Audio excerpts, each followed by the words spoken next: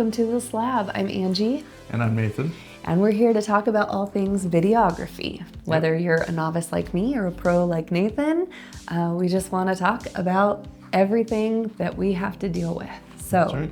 Yeah, and this week, if you've been listening along, this is our final episode of season 1. We're calling it season 1, but for this year, our final episode, and we'll be back. We're recording this in 2024 at the end, and we'll be back in 2025 with a whole new season with great guests and new topics, and we have some interesting ideas based on some feedback that we've got of what we want. Yeah, we love hearing from you, so if there's anything you want to hear about, let us know.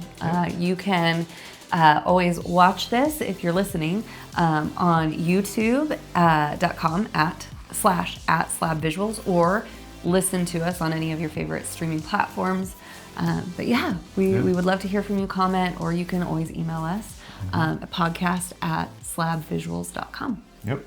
And this episode, we're going to talk about project management. It's probably one of the most important and maybe lesser talked about topics when running a business, especially a video business, where there's, oftentimes not just yourself but clients, but maybe vendors involved or subcontractors for getting stuff out the door. Yeah. And I think, if you're like us, when you start off and go into business on your own, it's because you want maybe the creative freedom or the flexibility. And one of the catches is you have to be your own administrator. And not necessarily everybody that wants to be behind a camera or directing or storyboarding or whatever it is brought you into it. Not everybody wants to be doing the administrative, but it is so important as a backbone of a business to be able to keep good workflows, good communication, and, stay legal and all that kind of stuff. And so it's a really important topic. We're glad to finish the season out on project management. So we're going to jump right in. We've just been slammed this year and we are not complaining. We're so grateful for it. It's really pushed us to start to grow our team a little bit and get our feelers out for subcontracting more. And it's wonderful growing pains. But it's during this season that you either find you really appreciate the tools you have or you despise them and you're longing for something else. And usually the pain has to get so great before you're willing to transition from whatever the system is that you're using right now to something new. And so we've been there and we've done that several times. And that's part of reiterating as a business is coming up with new systems. Yeah. So the first off is, we're talking about tools for client management and then tools for project management. And then we're going to finish up with our greatest assets or challenges that we have with our business. So the first one, tools for client management, clear communication is number one. I mean, I think that goes across many things in life, beyond just, the video business. Clear communication is key. And part of that is roles, right? And in the past, I was kind of like a solo operator myself. And it's like, we both owned the business, but, you called yourself the silent partner, and because you had a full-time job elsewhere before you came. I would duck in to do taxes, and that's about it. Yeah. Before you came full-time with our business, so that transition for me was a little difficult because it went from me doing a lot of the invoicing and all the client communication around that, and just kind of figuring that out and cobbling it together to Angela, who has a background in administration, where she had set up systems for nonprofits and fundraising and all kinds of stuff on a much larger scale. And so she brought those to bear for our business, which has been wonderful. But there was also transition phase for me, and part of that was me letting go. You're a solo operator, so definitely. And I think part of that letting go was allowing me to build the systems that would work for me if that's the work that I was going to be doing. Right. And that, I think that clear definition of roles is super helpful so that you can make those kinds of decisions if you are bringing someone on. So, if you're on your own, you're going to need project management software, and we'll get into that for yourself to stay on track, to make sure that you've communicated, to know exactly where you could find that information. But when you are growing, maybe you're a couple or a small team, having clearly defined roles to know exactly who is going to be taking that ball. And then, of course, having the trust and letting go and going like, that's your role. I'm going to trust that you're going to do it is really important. And so we kind of mined that out. Like, We always CC each other on all emails because we are with our kids off and on. So if he's working, I'm with the kids, vice versa. And so it just reduces the amount of communication if we have everything in our email. But knowing that I'm going to manage all invoicing, pricing, timeline coordination, drafting the project outlines for our clients and whatnot. And Nate is going to be doing all the editing, all of the color grading, all of the storyboarding if that's necessary for it, whatever that looks like. And so having that really clear definition frees you up in a way to go, I don't have to worry about that. And it does take some time, especially if you're new to that or have someone new on there to go, I've delegated this and I need to allow that person to do it. Also, consistent feedback is really, really important. So you got to have the clear communication between yourselves and your clients, right? But you also need to have consistent feedback. Are you creating time and space to be able to provide valuable feedback? Not criticism, but like, this is what I am experiencing. This is what I need. This is what I'm seeing. And this is what my client is seeing or experiencing. That kind of feedback is invaluable for pivoting and doing those reiterations that make you stronger.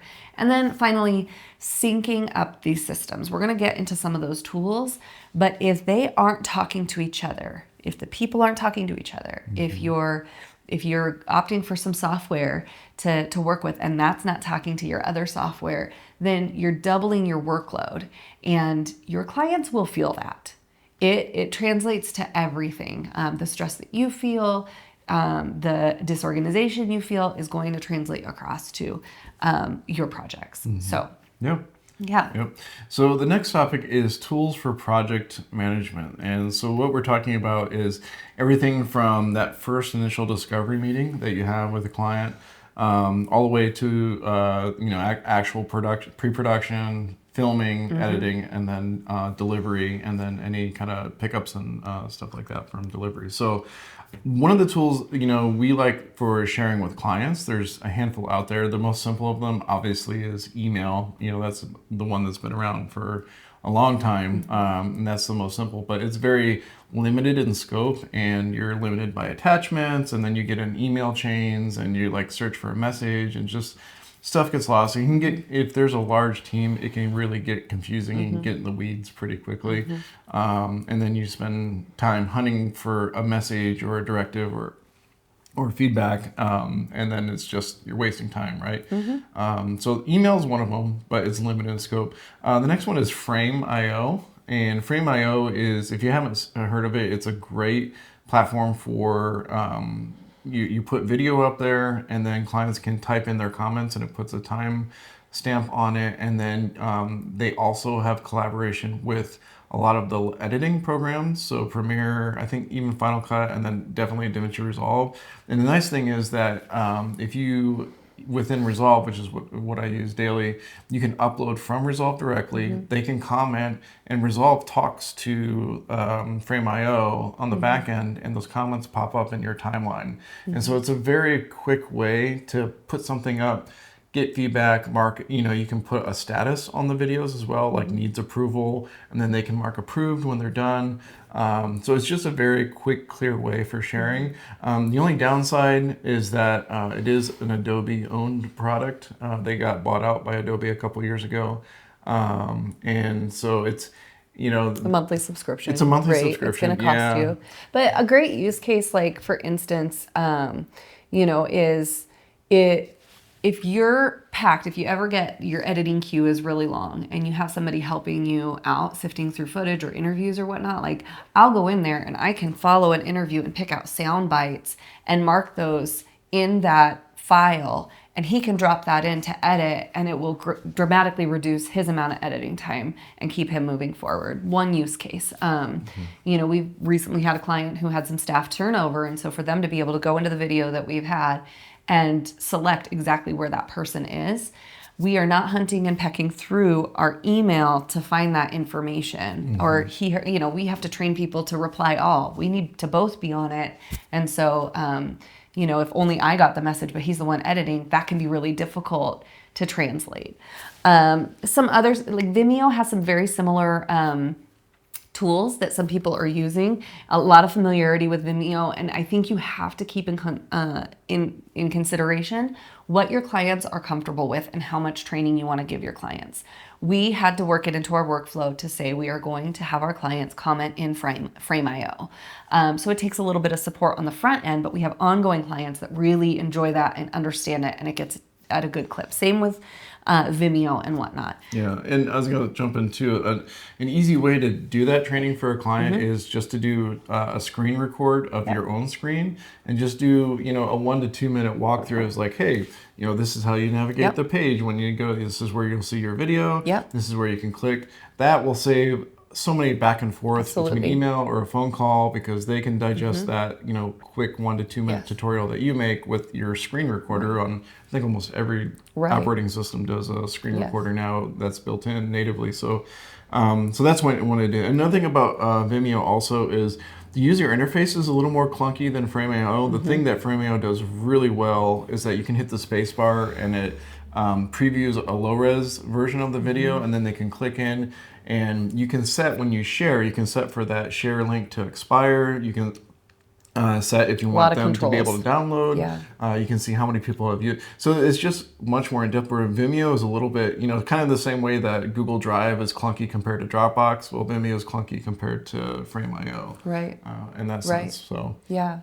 And there's other tools too you're probably really familiar with. So we're just going to glance over. Dropbox is a great one for delivery.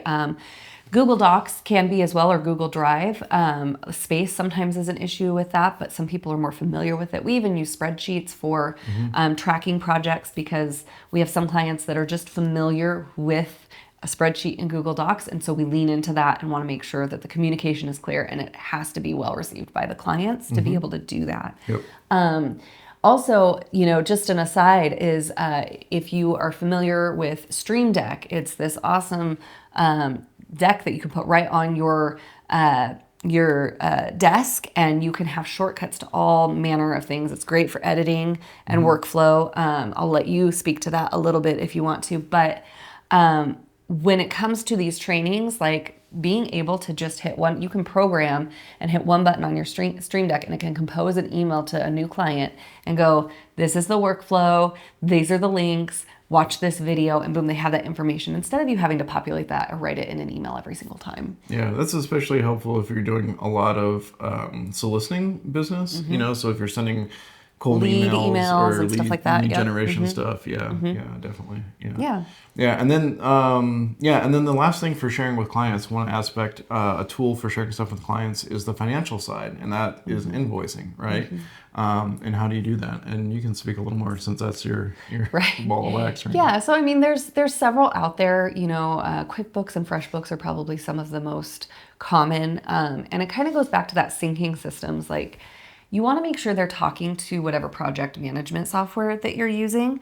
And so we'll get into what we've chosen to use, but truly we want you to communicate consistently from that first email to the review process and revisions right into your invoicing. So all that language should be similar. These were the deliverables we talked about in the beginning. These are the deliverables we have reviewed and revised, and this is a summary of the deliverables and what it cost, even if you don't do every single line item.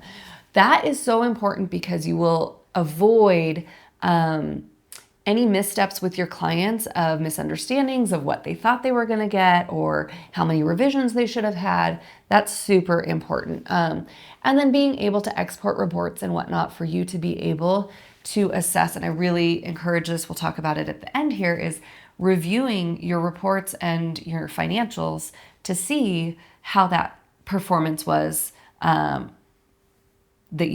based on your goals and reflections and whatnot. Now, here's the really important part that brings it all together, is the tools that you're using to share with your team. Because between the initial consult with your client of what they want and the invoicing is this process of keeping track of where the project's at. Now, we've used several, and we've trialed them out, and this is probably one of the most painful things to step into or transition from. But we had done Airtable for a long time. We did a trial with Asana, a trial with Monday, and we landed on PipeDrive as our project management because it's super visual, and Nathan is super visual. He's a visual storyteller, so of course that's helpful. So having these decks where we can put in a workflow of, we did our pre-production call, and then now it is in coordination, and now it is in filming, and now it is in either a collaborative edit, that might be if we subcontract one of our team members to edit it, or if it's Nate's edit, and then finally Nate's review, client review, and then final delivery. And that seems like a lot of steps, and it can be like, when it's buried in text, you can easily forget where that's at.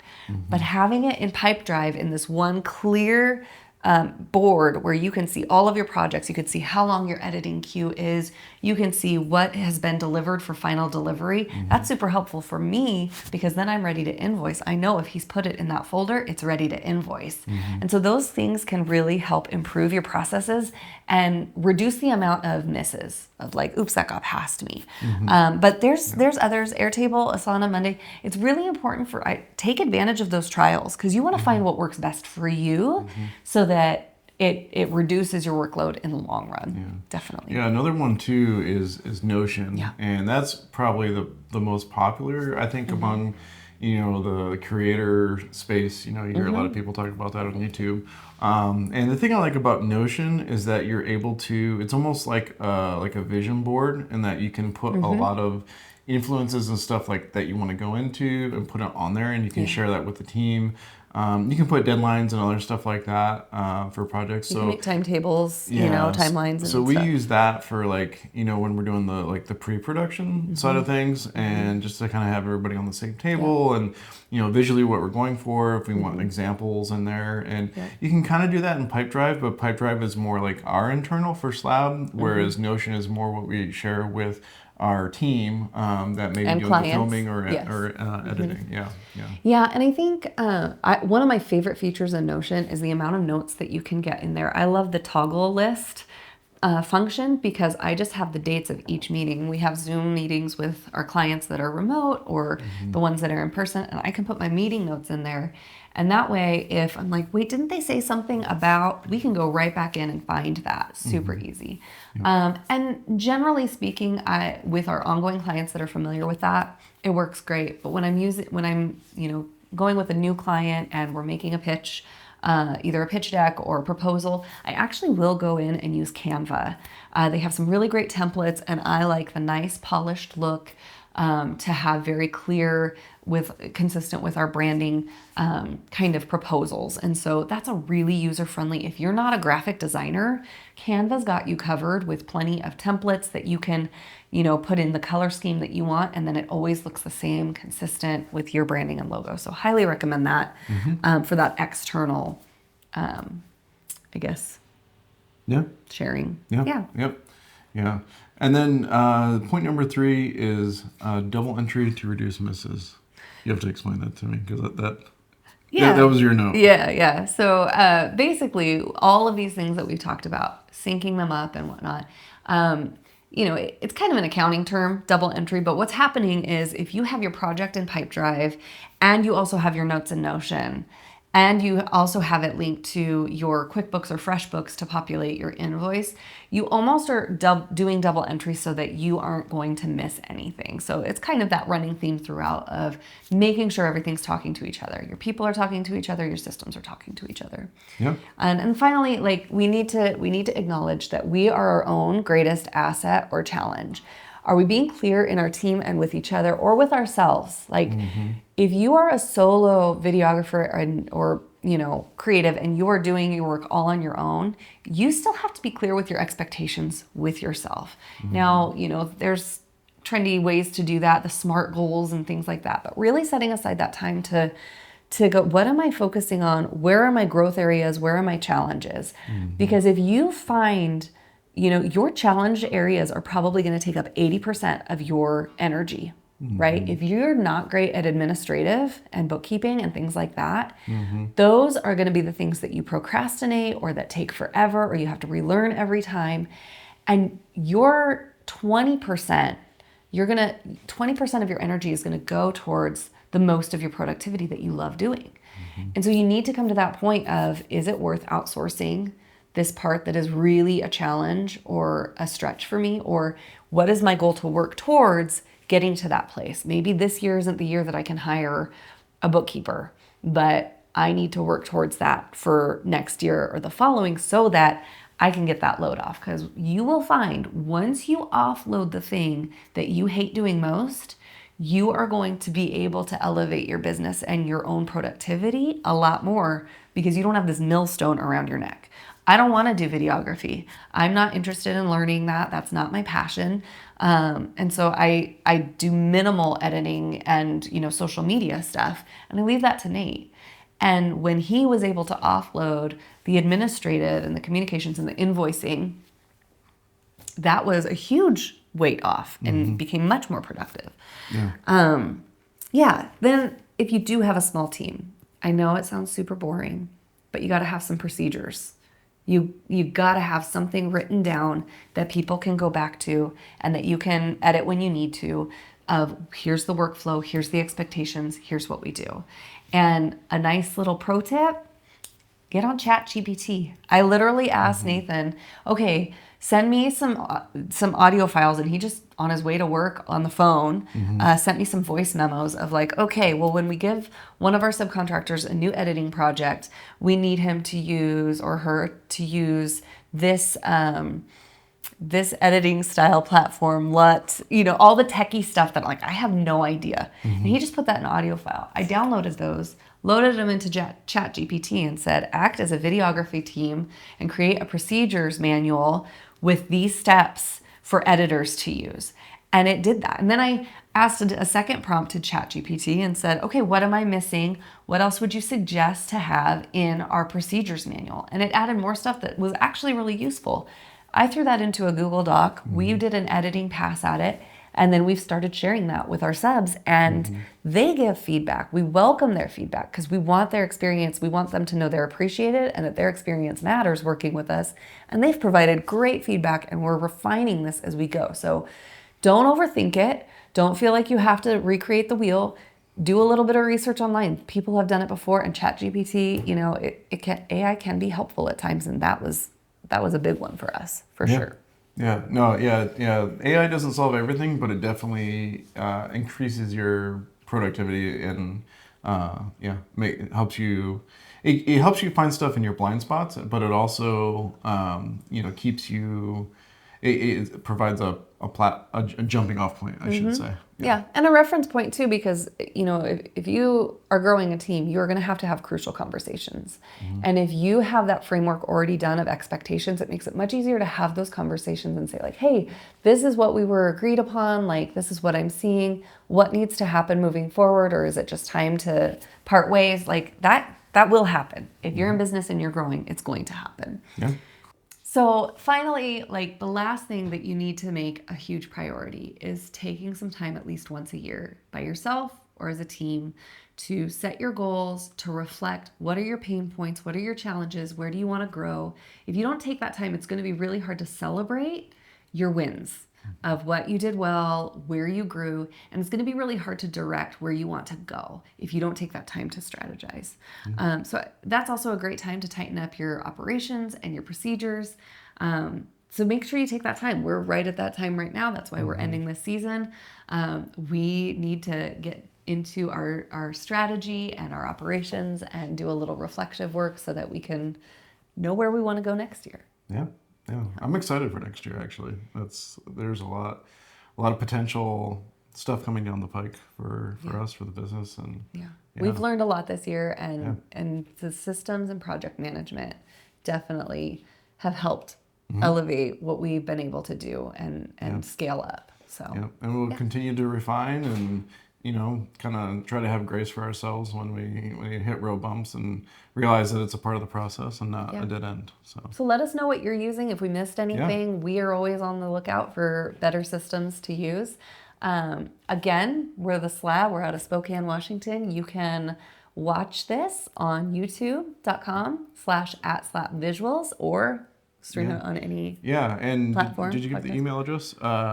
If you want to send those comments in, podcast@slabvisuals.com. Yeah. If you have any comments or questions or topics you'd like to hear in season 2, That's right. that would be great. It'd be great to hear from you. But yeah, it's been a fun year. It's been fun doing these and talking to people, and yeah, I'm excited for the future.